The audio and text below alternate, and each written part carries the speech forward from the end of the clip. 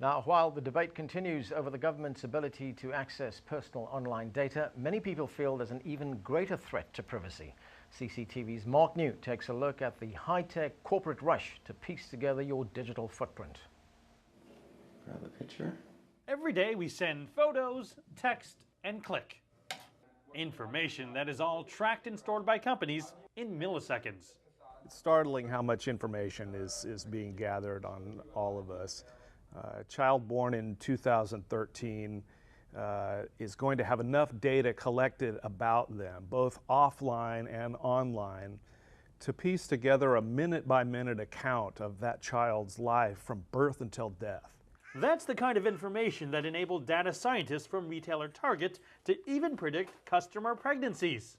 They took those women that they were predicting would become pregnant, and they began serving coupons and advertising for pregnancy products. And famously, in one case, Target knew that a woman was going to become pregnant before her own family did. The quest to become that accurate has fueled a tracking arms race, with companies competing to build a dossier of data on you. While Facebook doesn't directly enable that, they sure stoke the fire to encourage companies to have those dossiers, because then they can target ads on Facebook even more effectively.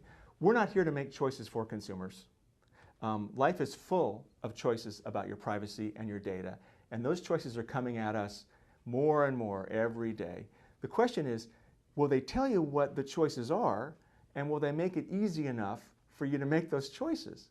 Brock introduced me to Privacy Fix, a one-stop site that allows users to control privacy settings on websites and social media. It can even calculate my annual net worth to Facebook and Google. Based upon the searches done on this computer, in this browser, in the last 60 days, and the average value of a search to Google, you're worth almost $200. Privacy Fix allows users to delete tracking cookie files from any tracking company it can find. Right now, there are more than 1,200 worldwide. It also assigns each company a privacy score between 1 and 50, with 50 being the best. That one's pretty low. 5 out of 50. But Brock admits cookies are now giving way to newer technology that can recognize users just by their web browser, even if it's in stealth mode. With a pretty high degree of accuracy, they can identify your browser without any kind of cookie, based on things like your MAC address, the languages that you use in your browser, what add-ons and extensions you have installed. I can't delete those cookies. They have the edge on me again. We're going to be blocking those companies completely in our service. While some focus on working within the system, others say the only way is to bypass it. Hacker Nico Sell, who appears in sunglasses to protect her privacy from facial recognition software, says she knows plenty of people who can swipe personal data from sites like Facebook. But I think it's really just that any place where this gold is collected, there's a threat because it's super easy to steal. I know 10 people that can steal it within a minute. Sell helped create the app Wicker, which allows people to send messages, photos, and videos that eventually self-destruct. Sell claims the encryption is so good, it would take the U.S. National Security Agency 50 years to crack a single message. So the idea here is that we're not storing any of your data ever on our servers. If someone was to break into our servers, all they would see are a bunch of gibberish zeros and ones. Sell says most social media and messaging companies reserve the right to keep your messages. She also says people don't realize that photos contain metadata that includes your identification, location, and even the original photo if it's been altered.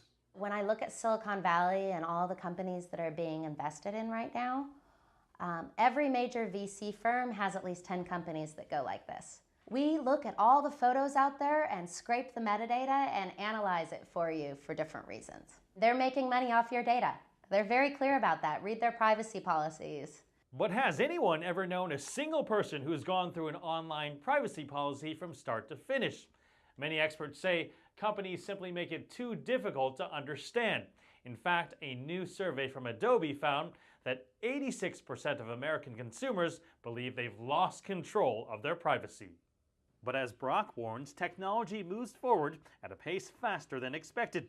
He's concerned about improving face recognition technology that can automatically extract personal data. Cell worries about the threat of smaller organizations accessing personal data but having no reason to follow any cyber code of conduct, a code that is still murky as ever today. Mark Niu, CCTV, San Francisco.